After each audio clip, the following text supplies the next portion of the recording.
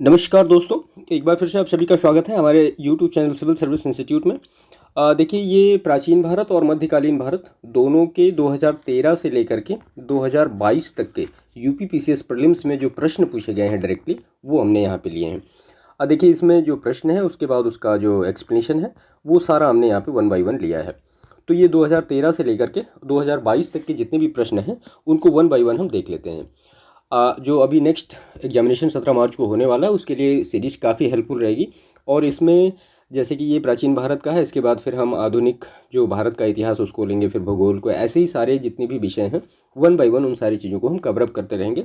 और उसमें सभी में 2013 से लेकर के 2022 तक के सारे प्रश्न पत्र हम 1 बाय 1 कवर कर लेंगे। ठीक है, तो इसमें जो सबसे पहला प्रश्न है, उत्तर भारत में चांदी का सिक्का टंका जारी करने वाला कौन मध्यकालीन शासक था? तो जो मध्यकालीन शासक था वो इल्तुतमिश था। कुतुबुद्दीन ऐबक के बाद इल्तुतमिश, जो कि बदायूं का सूबेदार था, को दिल्ली के सिंहासन पर बैठाया गया। इल्तुतमिश ने अपने शासनकाल में महत्वपूर्ण कार्य किए। देखिए, प्रश्न तो महत्वपूर्ण है ही, लेकिन उसके साथ साथ जो ये व्याख्या इसकी दी गई है ये काफ़ी महत्वपूर्ण है आने वाली परीक्षा के लिए। तो इल्तुतमिश ने काम क्या क्या किए? कुतुब मीनार के निर्माण को पूर्ण करवाया। सर्वप्रथम शुद्ध अरबी सिक्के जारी किए जो चांदी का टंका और तांबे का जीतल था। तो ये दोनों चीज़ें याद रखिएगा, चांदी का टंका और तांबे का जीतल। और इक्ता प्रणाली को प्रारंभ किया किसने? इल्तुतमिश ने। और दिल्ली में अमीरों का दमन किया। तो ये कुछ महत्वपूर्ण फैक्ट थे इल्तुतमिश के बारे में। इसके बाद नेक्स्ट प्रश्न है, निम्नलिखित में से कौन अलवार संत नहीं है? तो अलवार संत इसमें से कौन नहीं है? तो वो तिरुज्ञान नहीं है। भक्ति आंदोलन का उदय मध्यकालीन भारत की एक महत्वपूर्ण विशेषता रही। इसमें अनेक संतों और सूफियों का प्रादुर्भाव हुआ। 7वीं शताब्दी में भक्ति आंदोलन का प्रारंभ दक्षिण भारत के तमिल क्षेत्र में हुआ, जो कर्नाटक और महाराष्ट्र में भी प्रसारित हो गया। भक्ति आंदोलन का विकास 12 अलवार वैष्णव संतों और 63 नैनार संतों ने किया। दिए गए विकल्पों में संत पोयगई, पूडम तथा तिरुमंगई, ये कौन है? ये अलवार संत हैं। ठीक है, जबकि नैनार संत कौन है? तो वो तिरुज्ञान है। तो ये जितने भी संत यहाँ पे बताए गए इनके बारे में आप याद रखिएगा। तो ये सारे जितने भी दिए गए हैं, ये पोएगई, पूडम और तिरुमंगई, ये सब कौन से संत हैं? ये अलवार संत हैं। और तिरुज्ञान यहाँ पे पूछा भी यही गया था कि कौन से नैनार संत हैं, यानी जो अलवार नहीं है तो जाहिर सी बात वो नैनार, तो ये तिरुज्ञान है। ठीक है, इसके बाद नेक्स्ट प्रश्न है, गौतम बुद्ध द्वारा अपने धर्म में दीक्षित किया जाने वाला अंतिम व्यक्ति निम्नलिखित में से कौन था? तो ये सुभद्र है। ठीक है, तो और बुद्ध ने अपना प्रथम उपदेश कहाँ दिया? वो सारनाथ में दिया। और बौद्ध धर्म ग्रंथों में धर्म चक्र प्रवर्तन इसको कहा गया है। किसको? बुद्ध के उपदेश को। गौतम बुद्ध द्वारा बौद्ध धर्म में दीक्षित किया जाने वाला अंतिम व्यक्ति कौन था? सुभद्र। और बुद्ध ने अपने जीवन के सर्वाधिक उपदेश कहाँ दिए? तो वो श्रावस्ती में दिए। श्रावस्ती कहाँ है? आप समझ रहे होंगे, उत्तर प्रदेश में है, सहित महत जिसको। मौर्यकाल में सीता से तात्पर्य है, तो वो राजकीय भूमि से प्राप्त आय को क्या कहा जाता था? सीता। मौर्यकाल में सीता भूमि उस भूमि को कहते थे जो सरकारी भूमि होती थी। इसकी देख रेख कौन करता था? तो ये सीताध्यक्ष नामक अधिकारी करता था। इस भूमि से प्राप्त होने वाली आय को कौटिल्य ने क्या कहा है? सीता कहा है। और मौर्य काल में भूमि कर उपज कितना था? तो वो 1/6 या 1/4 था। इसके बाद नेक्स्ट प्रश्न है, फिरोज शाह तुगलक द्वारा स्थापित दारुल शफा क्या था? तो दारुल शफा क्या था? एक खैराती अस्पताल था। तुगलक वंश का शासक था कौन? फिरोज शाह तुगलक। इसने जन कल्याणकारी कार्य काफ़ी संपन्न कराए थे, रोजगार दफ्तर खुलवाया था और एक दानशाला यानी दीवाने खैरात भी खोली थी। और उसी के साथ साथ दारुल शफा यानी एक खैराती अस्पताल की स्थापना की थी। इसके बाद गायत्री मंत्र के नाम से प्रसिद्ध मंत्र सर्वप्रथम किस ग्रंथ में मिलता है? तो वो ऋग्वेद में मिलता है। वेद शब्द का अर्थ क्या होता है? ज्ञान। वेदों की संख्या कितनी है? आप जानते हैं, ऋग्वेद, सामवेद, यजुर्वेद और अथर्ववेद। और इन चारों में सबसे ज़्यादा प्राचीन कौन है? तो वो ऋग्वेद। और ऋग्वेद के दूसरा और 7वां मंडल क्या है? सर्वाधिक प्राचीन है, जबकि पहला और 10वां मंडल अंत में जोड़ा गया है। इसके तीसरे मंडल में गायत्री मंत्र का उल्लेख है जो सूर्य देवता को समर्पित है। इसके बाद शिव को दक्षिणामूर्ति प्रतिमा उन्हें किस रूप में प्रदर्शित करती है? तो वो एक शिक्षक के रूप में उनको प्रदर्शित करती है, दक्षिणामूर्ति प्रतिमा। तो शिव की दक्षिणामूर्ति प्रतिमा उन्हें एक शिक्षक के रूप में प्रदर्शित करती है। यह मंदिर तमिलनाडु के मयिलाडुतुरै में स्थित है, जो कि भगवान शिव को समर्पित है। यहाँ भगवान शिव को दक्षिणामूर्ति का स्वरूप मानकर पूजा किया जाता है। यह तमिलनाडु का विश्वान मंदिर है। इस मंदिर में स्थित मूर्ति के 4 हाथ हैं जो बरगद के वृक्ष के नीचे हैं। इस मूर्ति में एक हाथ में ज्वाला और एक हाथ में क्या है? सर्प है। इसके बाद नेक्स्ट प्रश्न है, चीनी लेखक भारत का उल्लेख किस नाम से करते थे? तो वो इंतु के नाम से करते थे। तो यहाँ पे इंतु जो है ये किसका नाम है? भारत का चीनी लेखक किस नाम से इसका उल्लेख करते थे? ह्वेनसांग सर्वाधिक प्रसिद्ध चीनी यात्री था, जो कब आया था? वो हर्ष के शासनकाल में आया था। इसके बाद अकबर की इच्छा अनुसार किसने रामायण का फारसी अनुवाद किया? तो वो किया था अब्दुल कादिर बदायूनी ने। ठीक है, और भी यहाँ कुछ महत्वपूर्ण फैक्ट हैं, जैसे कि गणित की पुस्तक लीलावती का फारसी अनुवाद किसने किया? तो अबुल फजल ने किया, और रामायण का फारसी अनुवाद अब्दुल कादिर बदायूनी ने किया। इसके बाद निम्नलिखित में से किसने जहांगीर के विरुद्ध विद्रोह किया था? तो इसमें 4 नाम दिए गए हैं, आपको बताना है किसने किया था। ठीक है, तो यहाँ पे खुर्रम ने किया, महावत खां ने किया और खुसरो ने किया। खुसरो का विद्रोह हुआ 1606 ईस्वी में, खुर्रम का विद्रोह 1626 ईस्वी में, महावत खां का विद्रोह 1626 ईस्वी में। तो ये तीनों का ऑप्शन डी यहाँ पे करेक्ट होगा। इसके बाद निम्नलिखित में से कौन जहांगीर के दरबार में ब्रिटिश शासक जेम्स प्रथम का राजदूत था? तो वो विलियम हॉकिंस था। ठीक है, तो विलियम हॉकिंस जहांगीर के दरबार में भेजा गया था। ब्रिटिश राजा जेम्स प्रथम का अंग्रेज राजदूत था, और ये मुगल दरबार में उपस्थित होने वाला क्या था? पहला अंग्रेज था। ठीक है, यह शाही दरबार में 3 वर्ष तक रहा, और जहांगीर ने उसे 400 का मनसब प्रदान किया था। इसके बाद अभी तक हमने 2013 के जो प्रश्न देखे कि जो एंशियंट और मिडिवल के थे, अभी 2014 के जो प्रश्न पूछे गए एंशियंट और मिडिवल में, उनको देखते हैं। बिना बेगार किए सुदर्शन झील का जीर्णोद्धार कराया था किसने? तो वो रुद्रदामन प्रथम ने कराया था। ठीक है, इसमें और भी महत्वपूर्ण फैक्ट है, उसने इस कार्य के लिए व्यक्तिगत रूप से पैसा देकर एक अच्छे शासक के कर्तव्य का निर्वहन किया। उल्लेखनीय है कि सुदर्शन झील का निर्माण मौर्य वंश के संस्थापक चंद्रगुप्त मौर्य ने किया था, और इसका जीर्णोद्धार किसने? अशोक ने भी कराया और रुद्रदामन प्रथम ने भी कराया। दस्तार बंदान कौन थे? तो ये उलेमा थे।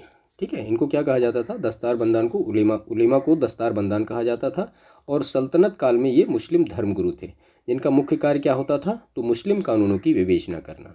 दिल्ली सल्तनत में कुछ ऐसे सुल्तान हुए जो उलेमाओं के प्रभाव से मुक्त रहते थे, जैसे अलाउद्दीन खिलजी और मोहम्मद बिन तुगलक। नेक्स्ट है, औरंगजेब ने किसको साहिबात उज जमानी की उपाधि धारण की थी? तो ये जहांआरा को उपाधि धारण की थी। क्या उपाधि थी? साहिबात उज जमानी। ठीक है, जहांआरा शाहजहां तथा महारानी मुमताज महल की सबसे बड़ी बेटी थी। इसके बाद 1306 ईस्वी सन के बाद अलाउद्दीन खिलजी के समय में दिल्ली के सुल्तान पर मंगोलों के बीच सीमा क्या थी? तो वो जो सीमा थी वो रावी नदी। देखिए, अलाउद्दीन खिलजी वंश का सबसे योग्य शासक था। उसका जो शासनकाल रहा वो 1296 से लेकर 1316 तक रहा, और अलाउद्दीन खिलजी के समय मंगोल सेना ने अपने नेता कादर के नेतृत्व में पंजाब और लाहौर पर आक्रमण किया, परंतु हार का सामना किया। अलाउद्दीन को अपने शासनकाल में सबसे अधिक मंगोल आक्रमण का सामना करना पड़ा। किसको? अलाउद्दीन खिलजी को। अलाउद्दीन खिलजी के समय दिल्ली के सुल्तान तथा मंगोल के बीच में सीमा का निर्धारण रावी नदी हुआ था। कौन सूफी संत महबूब इलाही कहलाता था? तो वो शेख निजामुद्दीन औलिया को महबूब इलाही कहा गया है। बाबा फरीद गयासुद्दीन बलबन का दामाद था। इनके 2 प्रमुख शिष्य यानी हजरत निजामुद्दीन औलिया और हजरत अलाउद्दीन साबिर थे। सूफी संत निजामुद्दीन औलिया को महबूब इलाही कहा जाता था। अमीर खुसरो निजामुद्दीन औलिया के ही शिष्य थे। ख्वाजा मोइनुद्दीन चिश्ती किसके शिष्य थे? तो वो ख्वाजा उस्मान हारूनी के शिष्य थे। ठीक है, अबुल फजल द्वारा अकबरनामा पूरा किया गया था तो 7 वर्षों में।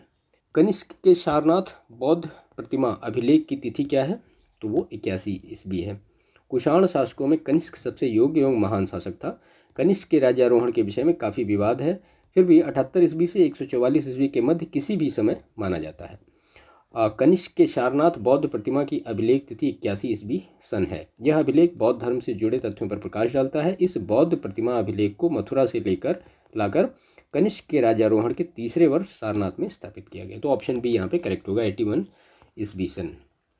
उसके बाद फिर ये 2015 का पेपर है। इसमें जो महत्वपूर्ण फैक्ट है हम देखते हैं।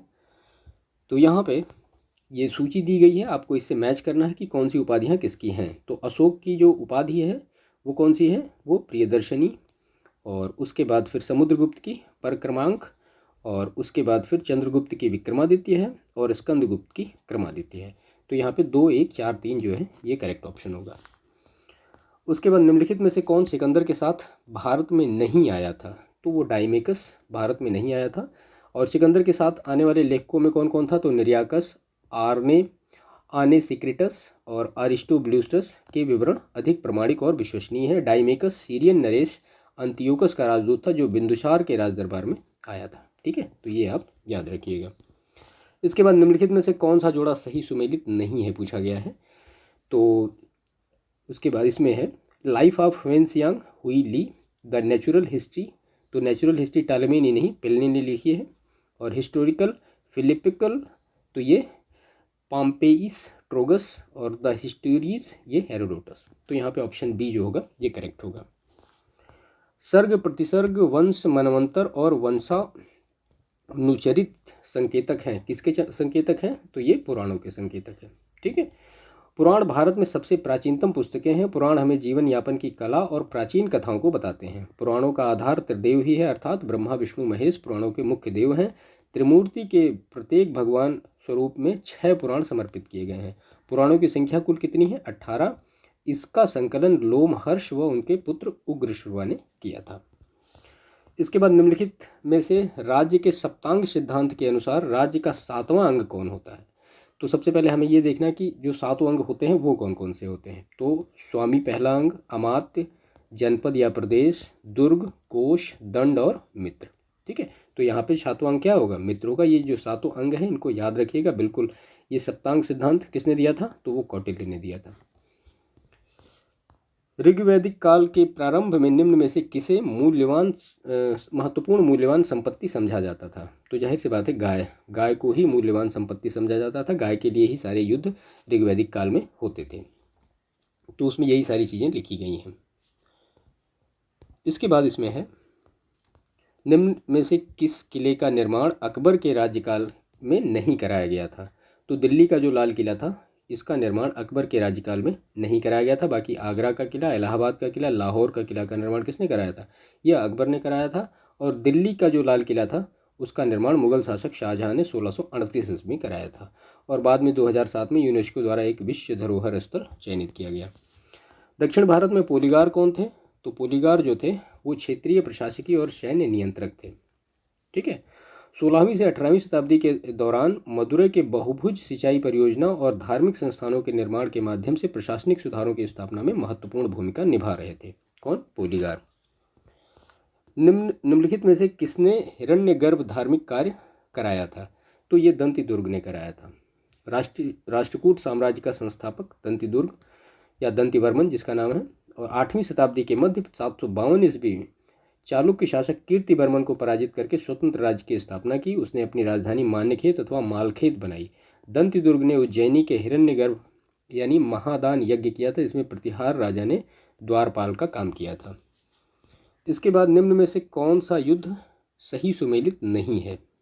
तो इसमें से सुमेलित सही नहीं पूछा गया तो पानीपत का युद्ध 1526 में, बाबर इब्राहिम लोदी के बीच में, खानवा का युद्ध बाबर राणा सांगा के बीच में 1527, उसके बाद घाघरा का युद्ध 1529 ईस्वी में, और चंदेरी का युद्ध 1528 में हुआ था, 1530 में नहीं हुआ था। ठीक है, तो ये आप याद रखिएगा। और यह युद्ध किसके किसके बीच में हुआ था, मेदिनी राय और बाबर के बीच में हुआ था, और बाबर फाइनली विजयी हुआ था। इसके बाद मुगल सम्राट जहांगीर ने निम्न में से किसे इंग्लिश खान की उपाधि दी थी। तो विलियम हॉकिंस को दी थी, उसी के दरबार में ही आया था 1608 में। और कलिंग युद्ध का विवरण हमें प्राप्त होता है, तो हमें कहाँ से ज्ञात होता है, तो वो 13वें शिलालेख से। अशोक का जो 13वां शिलालेख था, अशोक ने अपने राज्याभिषेक के 8वें वर्ष लगभग 261 ईस्वी पूर्व कलिंग पर आक्रमण किया था। और हाथी गुम्फा अभिलेख से यह प्रकट होता है कि संभवतः कलिंग पर नंदराज नाम का कोई राजा शासन करता था, और तत्कालीन कलिंग की राजधानी क्या थी, तोशली। इसके बाद नेक्स्ट है, एक ही कब्र में से 3 मानव कंकाल निकले हैं, कहाँ से, तो वो दमदमा से निकले हैं। और दमदमा कहाँ पे है, तो ये प्रतापगढ़ जिले में है, दमदमा उत्तर प्रदेश में, और ये एक मध्य पाषाणिक स्थल है। ठीक है, इसके बाद पृथ्व्या प्रथम वीर उपाधि थी, किसकी थी, तो ये जो उपाधि थी ये समुद्रगुप्त की थी। ठीक है, कई बार कन्फ्यूजन होता है कि गौतमीपुत्र सातकर्णी की तो नहीं थी, लेकिन ये पृथ्व्या प्रथम वीर। एक बार प्रश्न आया था एका ब्राह्मण किसको कहा गया है, एका ब्राह्मण। ठीक है, तो वो गौतमीपुत्र सातकर्णी के लिए था, लेकिन पृथ्व्या प्रथम वीर ये उपाधि समुद्रगुप्त की है। और इसको भारत का नेपोलियन भी कहा जाता है समुद्रगुप्त को। विक्रमशिला बिहार का संस्थापक कौन था, तो जाहिर सी बात है वो धर्मपाल था। धर्मपाल कौन था? गोपाल का पुत्र और उसका उत्तराधिकारी था। पाल वंश की स्थापना किसने की थी? गोपाल ने की थी। ठीक है, तो ये सारी चीज़ें इसमें हैं। कृष्णदेव राय ने किस नगर की स्थापना की थी? कृष्णदेव राय वीर नरसिंह का छोटा भाई था। विजयनगर के राज सिंहासन पर इसका राज्याभिषेक 8 अगस्त 1509 को हुआ। इसके शासनकाल में विजयनगर ऐश्वर्य और शक्ति के दृष्टिकोण से अपने चरमोत्कर्ष पर था। कृष्णदेव राय तेलुगु साहित्य का महाविद्वान था। इसने तेलुगु के प्रथम प्रसिद्ध ग्रंथ अमुक्त माल्यद या विस्तुवितीय की रचना की थी। इसके दरबार में 8 सर्वश्रेष्ठ तेलुगु कवि रहते थे, जिन्हें क्या कहा जाता था? अष्टदिग्गज। और कृष्णदेव राय ने नागलापुर नगर की स्थापना की थी। इसके बाद जहांगीर ने मुख्यतः निम्नलिखित में से किस कला को संरक्षण दिया? तो ये चित्रकला को संरक्षण दिया था जहांगीर ने। 1605 ईस्वी में मुगल साम्राज्य का ये कार्यभार इसने संभाला था। और गुलाम का गुलाम किसे कहा गया है? तो वो इल्तुतमिश को कहा गया है। ठीक है, तो इल्तुतमिश प्रथम मुस्लिम शासक था जिसने शासन व्यवस्था में सुधार करने का प्रयास किया।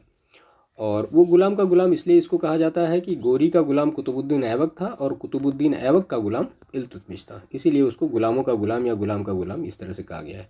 ऑप्शन डी यहाँ पे करेक्ट होगा। इसके बाद है, निम्नलिखित में से किस मुगल शासक ने लाला कलावंत से हिंदू संगीत की शिक्षा ली थी? तो वो अकबर ने ली थी। ठीक है, मुगल काल में जिस मदरसे ने मुस्लिम न्यायशास्त्र की पढ़ाई में विशिष्टता हासिल की थी वह था, तो वो लखनऊ। किस वर्ष बाबर ने सुल्तान इब्राहिम लोदी को पानीपत के युद्ध में हराया था? तो जाहिर सी बात है 1526 में, 12 अप्रैल 1526, याद रखिएगा डेट। इसके बाद विंध्य क्षेत्र के किस शिलाश्रय से सर्वाधिक मानव कंकाल मिले हैं? तो वो लेखैया से मिले हैं। और लेखैया कहाँ स्थित है? ये मिर्जापुर में स्थित है, उत्तर प्रदेश को, और ये मध्य पाषाणिक पुरास्थल है। इसके बाद इसमें है, भारतीय गौरव यानी यश का अंतिम सूर्य किसके लिए प्रयुक्त हुआ है? तो पृथ्वीराज के लिए। इसका एक्सप्लेनेशन हम देखते हैं। तो वर्ष 1178 में सोमेश्वर का पुत्र एवं उत्तराधिकारी पृथ्वीराज तृतीय दिल्ली की गद्दी पर बैठा। पृथ्वीराज तृतीय को राय पिथौरा भी कहा जाता है और इसने वर्ष 1182 में चंदेल शासक परमारदेव को अपने अधीन कर लिया था। वर्ष 1182 में ही पृथ्वीराज का मुकाबला गुजरात के भीम द्वितीय से हुआ और युद्ध की समाप्ति शांति समझौते के द्वारा हुई। पृथ्वीराज के समय तुर्क मोहम्मद गोरी ने भारत पर कई आक्रमण किए और वर्ष 1191 में तराइन के प्रथम युद्ध में पृथ्वीराज तृतीय ने मोहम्मद गोरी को बुरी तरह परास्त किया। लेकिन फिर वही 1192 में तराइन के द्वितीय युद्ध में मोहम्मद गोरी ने पृथ्वीराज तृतीय को हरा दिया था और उसकी हत्या कर दी। इसके बाद फिर ये 2017 का पेपर है।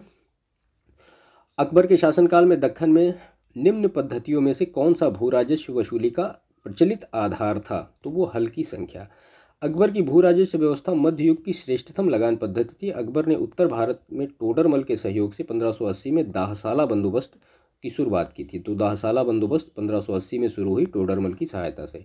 1580 में टोडरमल को गुजरात से बुलाकर अकबर ने वित्त विभाग का सर्वोच्च पद यानी दीवाने अशरफ प्रदान किया। इस बंदोबस्त को ही क्या कहा जाता है? जब्ती प्रणाली कहा जाता है। दक्षिण भारत में इस प्रकार की भू राजस्व नीति का अभाव था, फलतः वहां लोग हलों की संख्या को भू राजस्व की व्यवस्था का आधार मानते थे। निम्न विदेशी यात्रियों में से किसने जहांगीर के शासनकाल में भारत की यात्रा की? तो वो फ्रांसिस्को पल्सर्ट इसने की थी। ये एक डच व्यापारी था। ऋग्वेद के कई परिच्छेदों में प्रयुक्त अघन्य शब्द संदर्भित है किसके लिए? तो वो गाय के लिए। अघन्या जिसको कहते हैं न मारे जाने योग्य। इसके बाद निम्नलिखित में से किस शैलकृत गुफा में 11 सिरों के बोधिसत्व का अंकन मिलता है? तो वो कन्हेरी की गुफा में।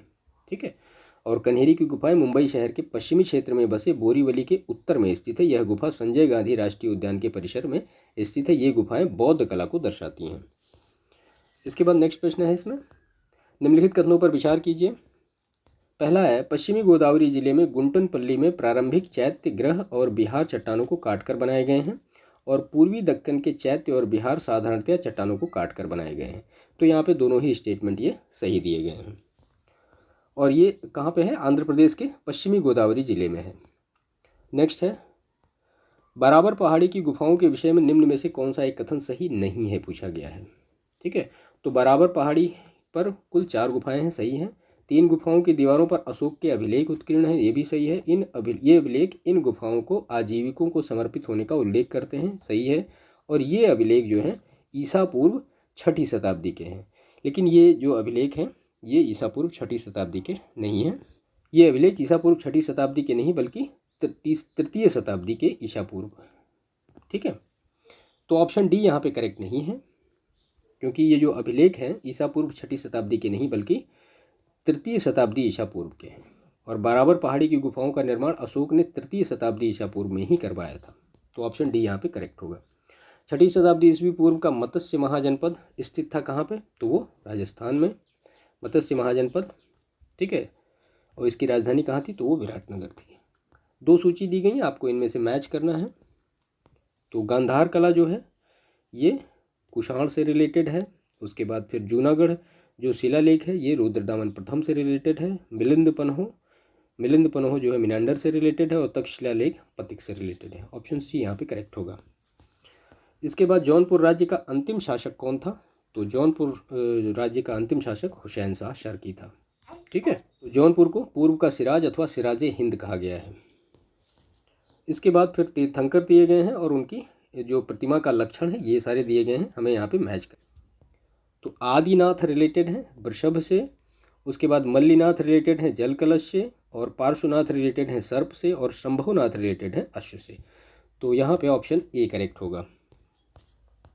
ठीक है, 1303 में काकतीय शासकों की सेना ने निम्न में से किसकी सेना को वारंगल में परास्त किया था? तो ये अलाउद्दीन खिलजी की सेना को वारंगल में परास्त किया था। ठीक है, इसके बाद फिर ये 2018 के प्रश्न हैं प्राचीन और मध्य भारत के इतिहास से। तो 2 सूची दी गई है जिसमें दक्षिण भारत के समुद्रगुप्त के नरेश हैं और उनके राज्य हैं। हमको मैच करना है कि कौन कौन से ये सही है। तो धनंजय जो है ये कुलस्तपुर से रिलेटेड हैं। और उसके बाद फिर नीलराज जो है ये अवमुक्त से रिलेटेड हैं। और उसके बाद उग्रसेन जो है वो पालक्का से रिलेटेड है। और विष्णुगोप जो है ये कांची से रिलेटेड है। ऑप्शन सी यहाँ पे करेक्ट है। उसके बाद नेक्स्ट प्रश्न है, निम्न में से सिंधु सभ्यता से संबंधित कौन से केंद्र उत्तर प्रदेश में स्थित हैं? तो उत्तर प्रदेश में कौन कौन से स्थित हैं? तो जाहिर सी बात है आलमगीरपुर मेरठ में स्थित है। और हुलास जो है ये उत्तर प्रदेश में स्थित है। बाकी लोथल गुजरात में है। और कालीबंगा कहाँ पे है? कालीबंगा राजस्थान में है। ठीक है, इसके बाद निम्न में से कौन सी संस्था विदेशी व्यापार से संबंधित थी? तो विदेशी व्यापार से जो संबंधित थी वो नाना देशी जो थी ये दक्षिण भारत में एक व्यापारिक समूह के रूप में अस्तित्व में आई थी। और नाना देशी का उल्लेख होयसल साम्राज्य के अंतर्गत मिलता है। इसके बाद ये 2 कथन और कारण दिए गए हैं, आपको बताना है कौन सा सही है कौन सा गलत है। तो यहाँ पे कथन दिया गया है, मध्यकाल में संगीत पर संस्कृत में लिखी गई अनेक पुस्तकों का फारसी में अनुवाद किया गया। ठीक है, और कारण है आरंभिक चिश्ती सूफी संत संगीत सभाओं जिसे समा कहा जाता था के शौकीन थे। तो ये दोनों ही स्टेटमेंट करेक्ट हैं, लेकिन आपस में एक दूसरे को एक्सप्लेन नहीं करते हैं। ठीक है, इसके बाद नेक्स्ट प्रश्न है, पुष्पमित्र शुंग द्वारा 2 अश्वमेध यज्ञ किए जाने के बारे में जानकारी किस लेख में मिलती है? तो ये अयोध्या लेख में ये मिलता है कि पुष्पमित्र शुंग ने 2 बार अश्वमेध यज्ञ किए थे। अयोध्या नगर 12 योजन लंबाई में 3 योजन चौड़ाई में फैला हुआ था, जिसकी पुष्टि वाल्मीकि रामायण में की गई है। मध्यकालीन भारत में ऐतिहासिक स्रोतों में चकला शब्द का प्रयोग हुआ है। तो यह चकला क्या है? तो यह सूबा और परगना के बीच की क्षेत्रीय इकाई था, लेकिन सरकार के समानार्थी नहीं था। और ये मुगल काल की बात है। शाहजहां के शासनकाल में प्रशासनिक इकाई के रूप में चकला का गठन हुआ था। और सुरक्षा के लिए मराठों के राजस्व के दावों को किस नाम से जाना जाता था? तो उनको कहा जाता था चौथ। चौथ क्या थी? तो मराठा राजस्व प्रणाली में चौथ उन प्रांतों से लिया जाता था जिनका संबंध मुगलों से था। यह कर गैर हिंदू शासकीय प्रांतों से वसूला जाता था। यह उपज का 1/4 हिस्सा होता था। और चौथ जो है वो वाह्य अर्थात विदेशी आक्रमण से सुरक्षा हेतु लिया जाता था। ठीक है, चौथ और सरदेशमुखी में बहुत कन्फ्यूजन होता है, इसको अच्छी तरीके से समझ लीजिएगा। तो चौथ आपको समझ में आ गया होगा। सरदेशमुखी लोगों के हितों की रक्षा करने हेतु वसूला जाता था। यह उपज का कितना होता था? ये 10वां हिस्सा होता था। ठीक है, तो ये दोनों चीज़ें अच्छी तरीके से याद रखिएगा। दिल्ली में पुराना किला के सामने खैरुल मंजिल नामक मस्जिद का निर्माण किसने करवाया था? तो ये माहम अनगा ने करवाया था। ठीक है, निम्नलिखित युग्मों में से कौन सा सुमेलित नहीं है पूछा गया है। तो यहाँ पे संभलपुर सुरेंद्र शाही, गंजाम राधाकृष्ण दंडसेना, कश्मीर गुलाब सिंह और लखनऊ जो है ये लियाकत अली नहीं, ये बेगम हजरत महल से रिलेटेड है। लियाकत अली मतलब वो प्रयागराज से रिलेटेड है। निम्नलिखित युग्मों में से कौन सा सही सुमेलित नहीं है?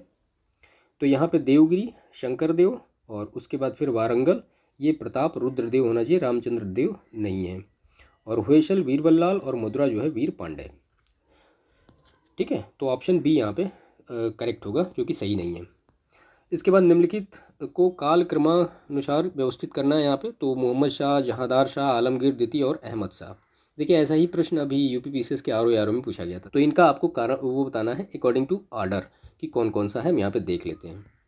तो जहांदार शाह का जो शासनकाल रहा वो 1712-13, मोहम्मद शाह का शासनकाल 1719-48 और अहमद शाह का जो टाइम पीरियड 1748 से 1754 और आलमगीर द्वितीय का जो टाइम पीरियड रहा 1754 से 1759। देखिए इसीलिए जो लास्ट ईयर के प्रश्न होते हैं वो बहुत महत्वपूर्ण होते हैं।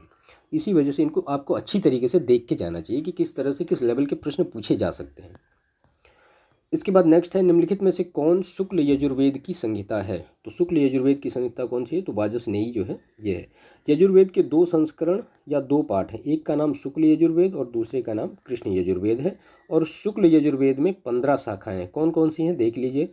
काव्य, माध्यदिन, जबाल, बुद्धेय, शाकेय, तापनीय, कपीशा, पौड्रवाह और अवर्तिका, परमावर्तिक, पाराशरीय, वैनेय, बोधेय और गालो। इन समस्त शाखाओं को एकत्रित रूप से वाजसनेयी शाखा कहते हैं। और शुक्ल यजुर्वेद संहिता में कुल मिलाकर कितने 1990 मंत्र हैं।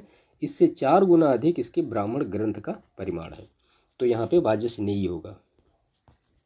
ये 2 कथन दिए गए हैं, आपको बताना है कौन सा सही है। कथन है, भारत पर तुर्की आक्रमण सफल हुए, कारण उत्तर भारत में राजनीतिक एकता नहीं थी। तो ये सही बात है, अगर राजनीतिक एकता होती उत्तर भारत में तो सब मिलके उसको फिर तुर्क भारत में आ ही नहीं पाते ना। निम्न मंदिरों, इसके बाद है निम्न मंदिरों को काल क्रमानुसार व्यवस्थित करना है। तो ये बृहदेश्वर मंदिर, गंगा कोंड चोलपुरम का मंदिर, महाबलीपुरम का तटीय मंदिर और सप्त पड़ोगा, इनका टाइम पीरियड कब कब रहा है। हम यहाँ पे एक्सप्लेनेशन देखते हैं। तो सप्त पैगोडा जो है नरसिंह वर्मन ने बनवाया 630 से 668। महाबलीपुरम का तटीय मंदिर नरसिंह वर्मन द्वितीय, राज सिंह जिसको कहते हैं 700 लेकर 728। बृहदीश्वर मंदिर राजराज प्रथम 1004 से 1011 और गंगे कोंड चोलपुरम का मंदिर राजेंद्र प्रथम 985 से 1014 तक। हाथी गुम्फा अभिलेख किस शासक के विषय में जानकारी का स्रोत है।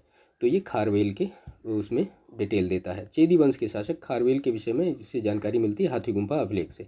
हाथी गुम्फा अभिलेख जो है भुवनेश्वर के समीप खंडगिरी उदयगिरी पर्वत पर हाथी गुफा की दीवार पर उत्कीर्ण है। इसके बाद निम्नलिखित में से किन स्थानों से मध्य पाषाण काल के पशुपालन के प्रमाण मिलते हैं। तो ये बागौर से मिलते हैं। मध्य प्रदेश में स्थित होशंगाबाद जनपद के अंतर्गत आदमगढ़पुरा स्थान पर एवं राजस्थान के जनपद भीलवाड़ा के बागौर जिले में पशुपालन के साक्ष्य मिले हैं। ये सीधा सीधा फैक्ट एनसीईआरटी में दिया गया है। ठीक है, निम्नलिखित युग्मों में से कौन सा सही सुमेलित नहीं है।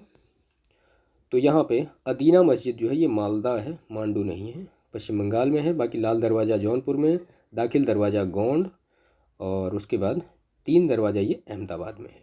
यहाँ पे उसके जो लोकेशन दी गई है, अदीना मस्जिद मालदा पश्चिम बंगाल, दाखिल दरवाज़ा गोंड पश्चिम बंगाल और लाल दरवाज़ा मस्जिद मालदा पश्चिम बंगाल और 3 दरवाज़ा अहमदाबाद गुजरात।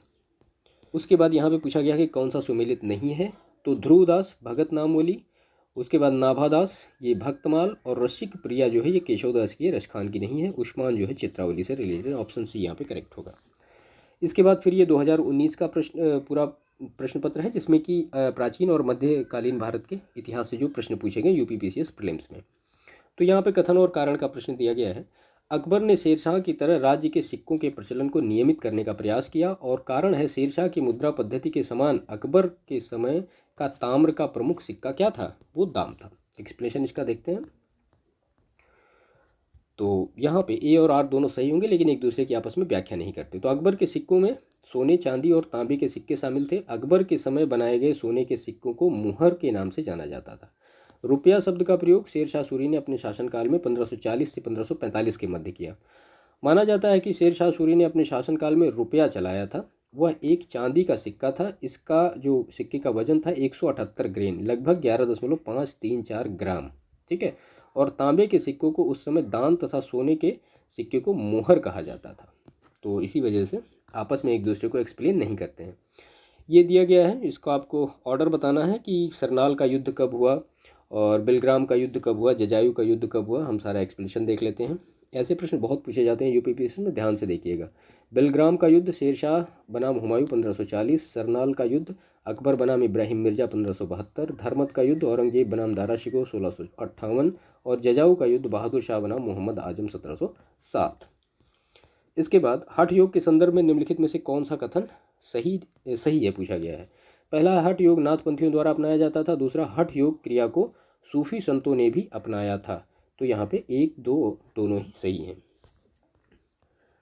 निम्नलिखित में से कौन सी एक विशिष्टता इक्ता व्यवस्था की नहीं है। तो इक्ता व्यवस्था की जो विशिष्टता थी वो इक्ता से एकत्रित राजस्व सीधा सुल्तान के खाते में जाती थी, ये जो है नहीं थी। बाकी और ये इक्ता एक राजस्व एकत्रित करने की व्यवस्था थी, सही है। सियासतनामा इक्ता व्यवस्था की जानकारी का स्रोत है, ये भी सही है। और मुक्ति को इक्ता को एकत्रित राजस्व में सैनिक रखने पड़ते थे, तो ये भी सही है। तो ऑप्शन सी जो है, इक्ता से जो एकत्रित राजस्व था वो सीधे सुल्तान के खाते में जाती थी, ये सही नहीं, सुल्तान के खाते में नहीं जाती थी। पुस्तक है और लेखक हैं पूछा गया है, सुमेलित नहीं है कौन सा इसमें, ठीक है। तो तबकाते नासरी मिनहाजुत सिराज सानी और तारीख़ फिरोज शाही शम्स सिराज अफीफ़ ने लिखा है। तुगलकनामा इब्न बतूता ने नहीं, ये लिखा है अमीर खुसरो ने। और हुमायूं नामा लिखा है गुलबदन बेगम ने, ठीक है। और उसके साथ यहाँ पर रेहला जो है ये इब्न बतूता ने लिखा है। इसके बाद नेटिव मैरिज एक्ट को किस वर्ष पारित किया गया, तो वो 1872 में पारित किया गया है, ठीक है।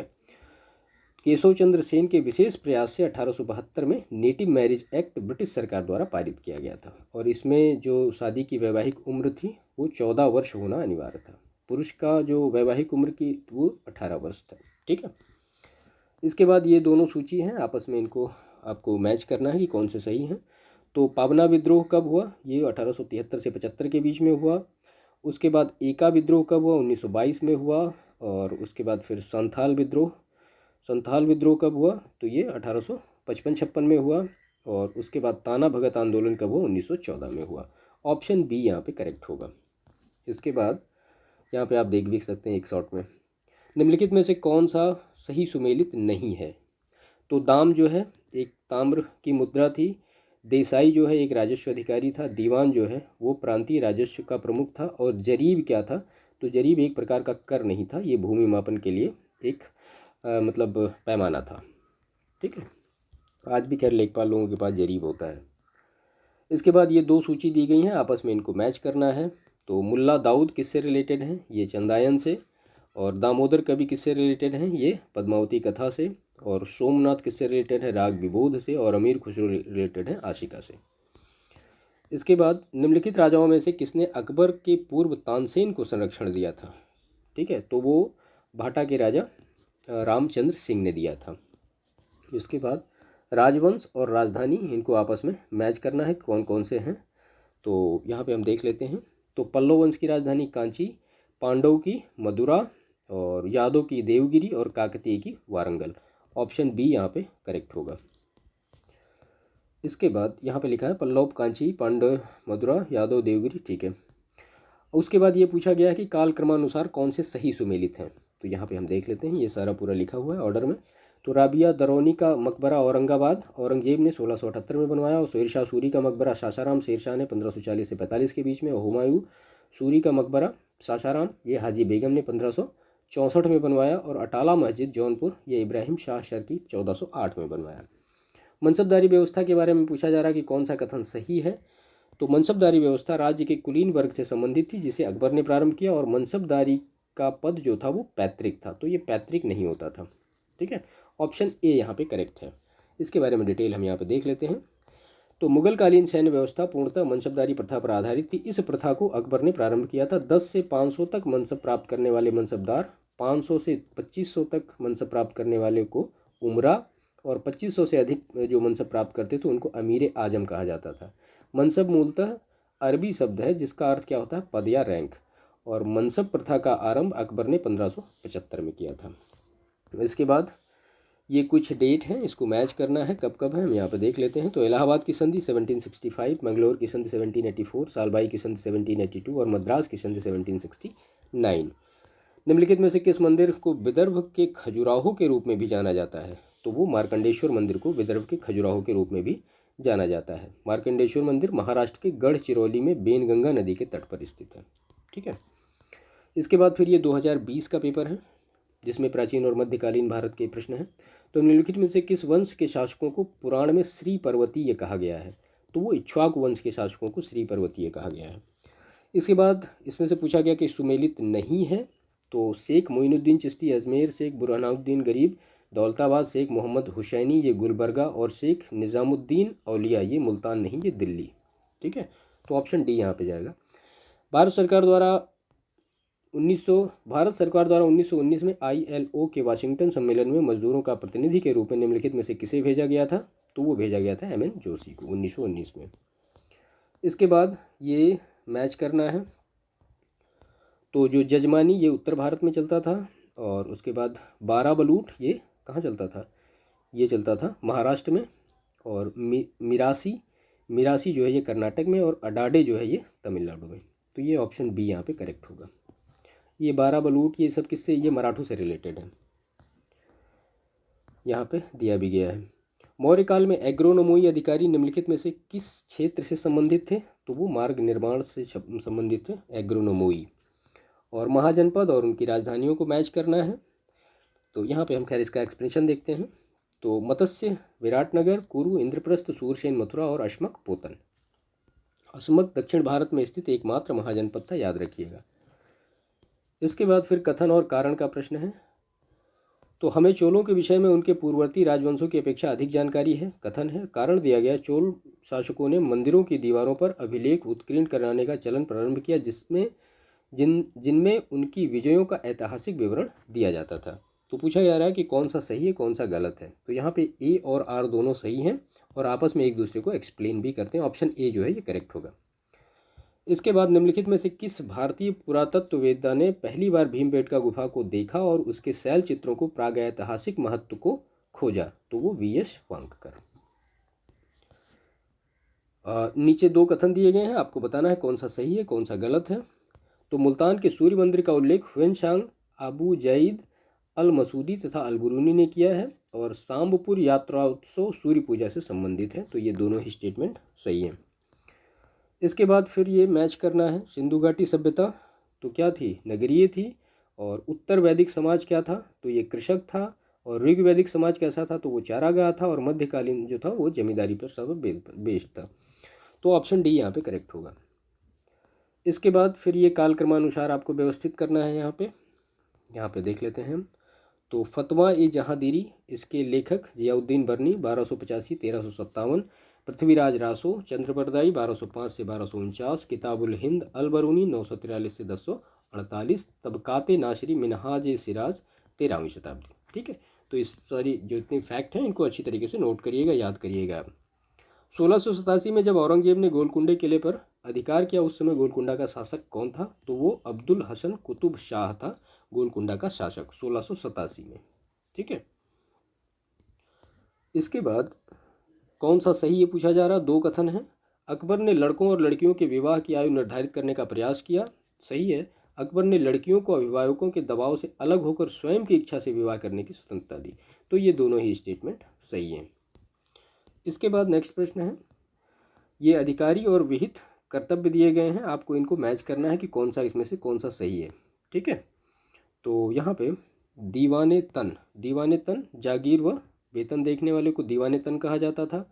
और मुस्तारफी राज्य की आय व्यय का निरीक्षण करना। और मुशरिफ जो था वो कार्यालय को संभालने के लिए। और वाकिया नवीस जो था ये प्रमुख घटनाओं व फरमानों की सूचीबद्ध करना, ये वाकिया नवीस था। तो ऑप्शन बी यहाँ पे करेक्ट होगा, ये यहाँ पे दिया भी है। निम्नलिखित में से किस मुगल कालीन नहर का निर्माण फिरोज शाह की राजबाहा को पुनर्जीवित करके किया गया था? तो वो शहाब नहर का निर्माण। ठीक है, इसके बाद निम्नलिखित में से कौन किताब नौरस नामक पुस्तक का लेखक था? तो वो इब्राहिम आदिल शाह द्वितीय था, किताब नौरस पुस्तक का लेखक। इसके बाद ये 2021 के प्रश्न हैं, हम इनको वन बाय वन देख लेते हैं। तो ये कथन और कारण दिया गया, इसमें से पूछा गया कि कौन सा सही है। तो अभिकथन है, मुगल साम्राज्य एक मूल रूप से एक सैनिक राज्य था। तो सही है। कारण जो है, केंद्रीय शासन व्यवस्था के विकास की प्राण शक्ति उसकी सैनिक शक्ति पर ही निर्भर थी। तो ये दोनों स्टेटमेंट सही हैं और आपस में एक दूसरे को एक्सप्लेन करते हैं। उसके बाद फिर हड़प्पा सभ्यता का स्थल मांडी भारत के किस राज्य में स्थित है? तो ये उत्तर प्रदेश में स्थित है। ठीक है, बाकी और सारी चीज़ें खैर आप जानते ही हैं। इसके बाद नेक्स्ट प्रश्न है शासक और राज्य, ये मैच करने हैं। तो पूछा गया कि कौन सा मैच नहीं करता, तो मेवाड़ राणा हमीर, मारवाड़ राणा चुंडा और खानदेश मलिक राजा फारूकी, जौनपुर मलिक सरवर ख्वाजा जहां, मालवा जो है वो नसीरुद्दीन मोहम्मद शाह। ये गलत है यहाँ पे। इसके बाद नेक्स्ट प्रश्न है राजा रणजीत सिंह ने किस स्थान पर अदालत आला की स्थापना की थी, तो वो लाहौर में की थी। राजा रणजीत सिंह द्वारा लाहौर में अदालत आला की स्थापना की गई। इनका शासन जो था वो 4 प्रांतों में बटा हुआ था, कश्मीर, मुल्तान, पेशावर, लाहौर। लाहौर अदालत से ही रणजीत सिंह न्याय दिलाने का कार्य करते थे। इसके बाद फिर तीर्थंकर और निर्वाण स्थल पूछा गया है कि कौन सा सुमेलित नहीं है, तो ऋषभनाथ जो है वो अष्टापद, वासुपूज्य जो है ये समेत शिखर नहीं, ये चंपापुरी, नेमिनाथ उज्जैन और महावीर जो है वो पावापुरी। तो यहाँ पे क्या होगा, यहाँ पे चंपापुरी होगा वासुपूज्य। इसके बाद फिर फ़यादुल फवाद नामक पुस्तक शेख निजामुद्दीन औलिया की बातचीत का विवरण है, इसका संकलन किसने किया था, तो अमीर हसन सिजजी ने किया था इसका संकलन। इसके बाद निम्नलिखित विदेशी यात्रियों में से उनके भारत आने का सही क्रम क्या है, तो यहाँ पे खैर लिखा हुआ है William Hawkins 1608, Ralph Finch 1585 Akbar के टाइम में, और sir Thomas Roe 1615, Nicholas Downton ये 1608 में। ऑप्शन ए यहाँ पे करेक्ट होगा। इसके बाद सातवाहन शासकों के संदर्भ में निम्नलिखित कथनों पर विचार करना है, पूछा जा रहा कौन सा सही है। तो सातवाहन नरेश प्राकृत भाषा के पोषक थे और सातवाहन काल में कला के लोक पक्ष को अधिक प्रोत्साहन मिला, तो ये दोनों ही स्टेटमेंट करेक्ट हैं। इसके बाद फिर ये 2022 का प्रश्न है, निम्नलिखित में से अशोक का कौन सा शिलालेख धार्मिक संश्लेषण समन्वय के बारे में कहता है, तो वो 12वां शिलालेख जो है वो धार्मिक संश्लेषण के बारे में कहता है। 13वां जो शिलालेख है वो कलिंग के लिए है। अशोक के 12वें शिलालेख में संप्रदायों के मध्य सहिष्णुता पर बल दिया गया है। ठीक है, इससे स्पष्ट है कि शासक विभिन्न संप्रदायों के मध्य टकराहट से चिंतित और सौहार्दता का निवेदन करता था। इस अभिलेख में स्त्री महामात्रों और ब्रज भूमिकों की नियुक्ति का उल्लेख किया गया है। औरंगजेब के शासनकाल की निम्न घटनाओं को अकॉर्डिंग टू टाइम आपको फिक्स करना है कि देवरा की लड़ाई कब हुई, बनारस के पास, ये सारी चीज़ें हम यहाँ पे देख लेते हैं एक उसमें। तो बनारस के पास शाह शुजा की पराजय फरवरी 1658, धर्मत की विजय अप्रैल 1658, सामूगढ़ की लड़ाई मई 1658 और देवराई की लड़ाई मार्च 1659। उसके बाद चंद्रगुप्त के संदर्भ में निम्नलिखित में से कौन सा कथन सही है, तो यहाँ पे दो कथन दिए गए हैं। शक विजय के संदर्भ में सबसे प्रबल प्रमाण इस नरेश की रजत मुद्राएं हैं और इन मुद्राओं की तौल लगभग 33 ग्रेन हुआ करती थी, तो ये दोनों ही स्टेटमेंट यहाँ पे करेक्ट हैं। इसके बाद 2 सूची दी गई है, इनको आपस में मैच करना है। तो जो सुल्तानगढ़ी है ये इल्तुतमिश से रिलेटेड है, लाल महल जो है ये बलबन से रिलेटेड है, जमात खाना मस्जिद जो है ये अलाउद्दीन खिलजी से रिलेटेड, और 2.5 दिन का झोपड़ा जो है या 2.5 दिन का झोपड़ा कहीं कहीं तो कुतुबुद्दीन ऐबक से रिलेटेड है। सी करेक्ट होगा यहाँ पे। इसके बाद सिंधु घाटी सभ्यता के किस पुरास्थल से नाव के मॉडल प्राप्त हुए हैं, तो ये जो है मोहनजोदड़ो और लोथल से प्राप्त हुए हैं। इसके बाद नेक्स्ट प्रश्न है दार्शनिक और दर्शन, इससे आपको मैच करना है यहाँ पे, तो हम यहाँ पे देख लेते हैं ये।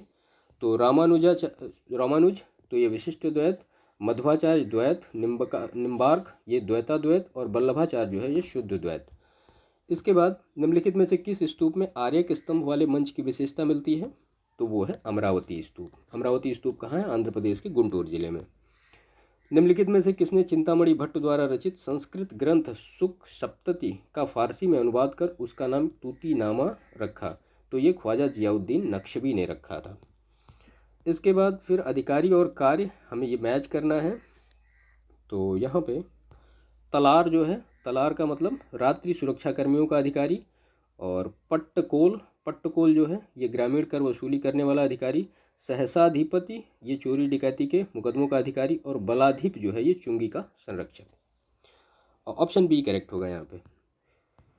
इसके बाद अलाउद्दीन खिलजी की निम्नलिखित विजयों को कालक्रमानुसार फिटअप करना है। तो सबसे पहले जो हुई वो गुजरात की विजय हुई, फिर रणथंबोर, फिर चित्तौड़ और फिर वारंगल की विजय हुई। ऑप्शन डी यहाँ पे करेक्ट है। इसके बाद फिर निम्नलिखित में से कौन सा सुमेलित नहीं है पूछा जा रहा है। तो शर्ववर्मन जो है ये गया ताम्रपत्र इससे रिलेटेड नहीं, सिरोली अनसुईया अभिलेख से रिलेटेड है। ईश्वर वर्मन जौनपुर प्रशस्त्र अभिलेख, ईशान वर्मन हरहा पाषाण अभिलेख, और जीवित गुप्ता द्वितीय ये देववर्णाक अभिलेख से रिलेटेड है। उसके बाद ये काल क्रमानुसार युद्ध है, इनको हमें फिट करना है अकॉर्डिंग टू टाइम पीरियड। तो शंकरखेड़ा का युद्ध 1724, बेदरा का युद्ध 1759, पोर्टोनो का युद्ध 1781, मुदकी का युद्ध 1845। इसके बाद किस मुगल शासक ने बनारस के संस्कृत और हिंदी के महान विद्वान कविंद्र आचार्य सरस्वती को राजकीय संरक्षण प्रदान किया? तो वो शाहजहां। तो ये पूरा यहाँ पे कंप्लीट हुआ पिछले 10 सालों का पेपर, जो कि 2013 से लेकर के 2022 तक का था। ठीक है, अभी आज हमने लिया था प्राचीन और मध्यकालीन भारत का इतिहास, इससे जो दोनों टॉपिक था इसको एक सेशन में इसको कवर किया। इसके बाद फिर हम जो भारत का आधुनिक भारत का इतिहास है उसको 1 बाय 1 कवर करेंगे। ऐसे ही भारत का भूगोल, फिर विश्व का भूगोल, यानी जो परीक्षा के पहले हम सारे जितने भी विषय हैं उनमें 10 साल के जो लास्ट ईयर के प्रश्न विद एक्सप्लेनेशन, इसको हम पूरा कवर अप करेंगे चैनल पे। तो चैनल को प्लीज़ सब्सक्राइब करिए और वीडियो पसंद आए तो उसको लाइक भी करिएगा, दोस्तों को शेयर भी करिएगा। बाकी मिलते हैं नेक्स्ट सेशन में, तब तक के लिए थैंक यू।